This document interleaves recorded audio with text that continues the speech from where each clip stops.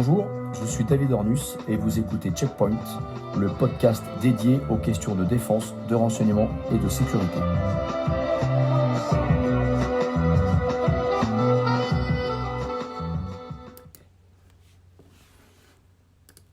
Bonjour, nous sommes aujourd'hui le 15 janvier 2024 et nous reparlons du sort des otages de Gaza. Alors je vais vous livrer l'article que j'ai publié le 14 novembre 2023 intitulé « Otages de Gaza, quelle négociation face à un enlèvement de masse inédit ». Alors que le sort de 40 victimes françaises massacrées par les terroristes du Hamas le 7 octobre 2023 n'est quasiment pas évoqué,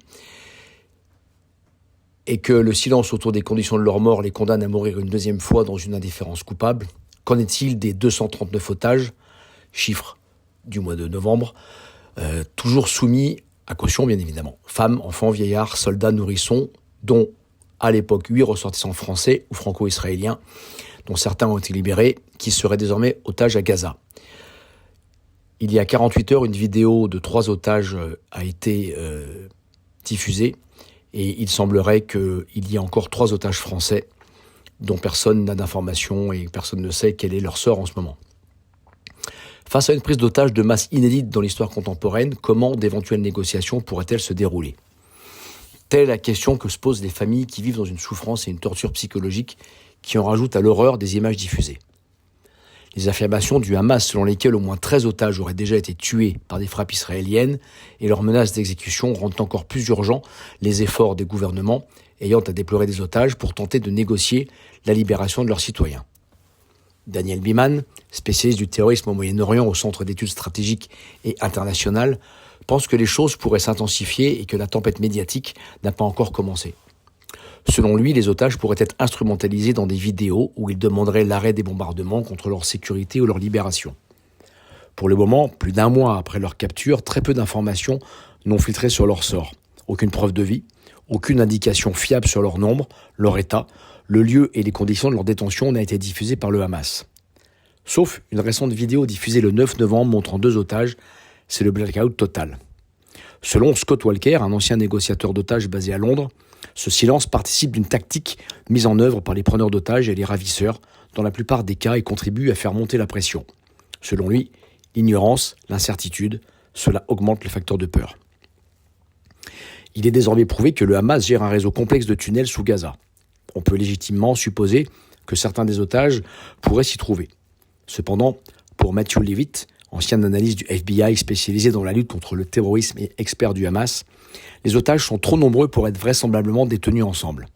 Pour mémoire, en Syrie, en 2013, une trentaine d'otages journalistes ou humanitaires occidentaux auraient été détenus ensemble dans le tristement célèbre hôpital pour enfants d'Alep, qui servait à l'État islamique et au front Al-Nosra de centre de détention, avant d'être, pour ceux qui n'avaient pas été libérés, déplacés à Raqqa.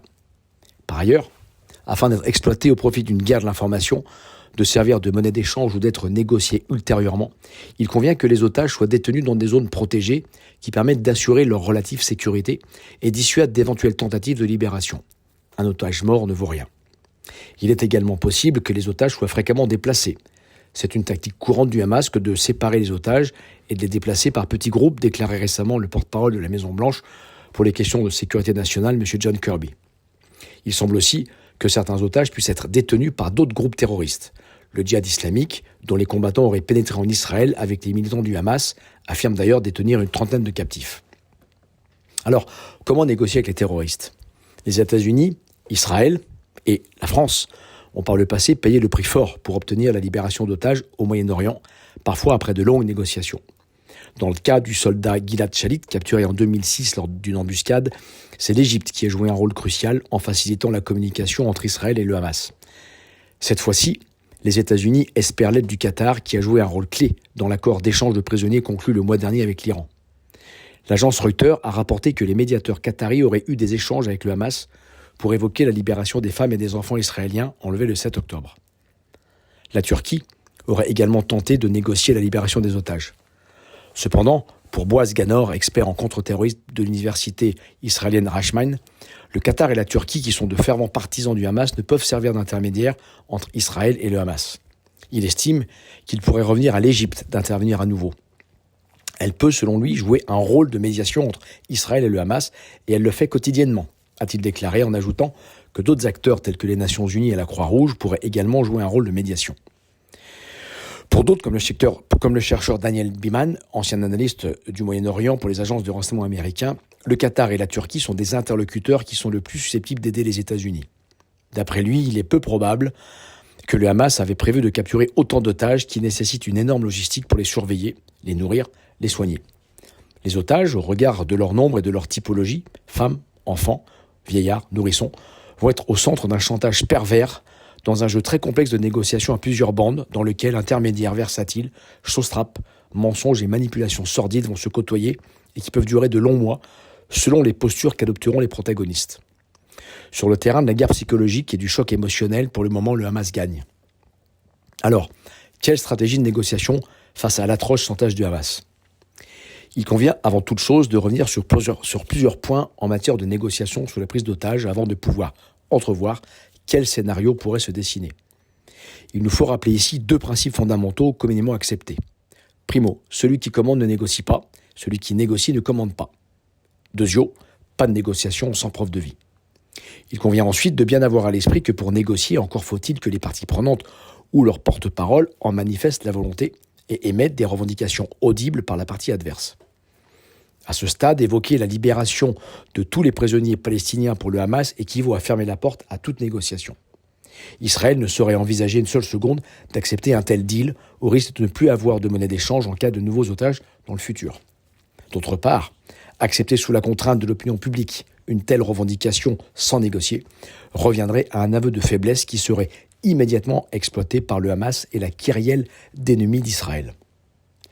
La terreur générée par l'horreur des atrocités commises lors de l'attaque du 7 octobre et la torture psychologique véhiculée par le sort d'otages hommes, femmes et enfants placent le groupe terroriste en position de force dans un rapport du faible au fort. Sans liste d'otages, sans preuve de vie, ni de détention, ni de localisation, c'est lui qui est malheureusement maître du jeu et maître du temps. C'est lui qui mène la danse à sa guise et à son profit médiatique.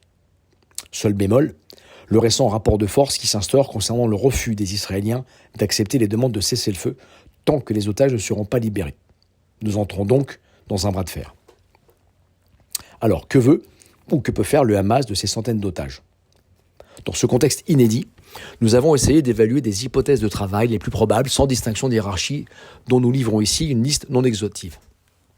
Tout d'abord, le Hamas peut s'en servir de bouclier humain et imputer leur mort à l'action d'Israël, rejetant ainsi la faute sur l'autre partie.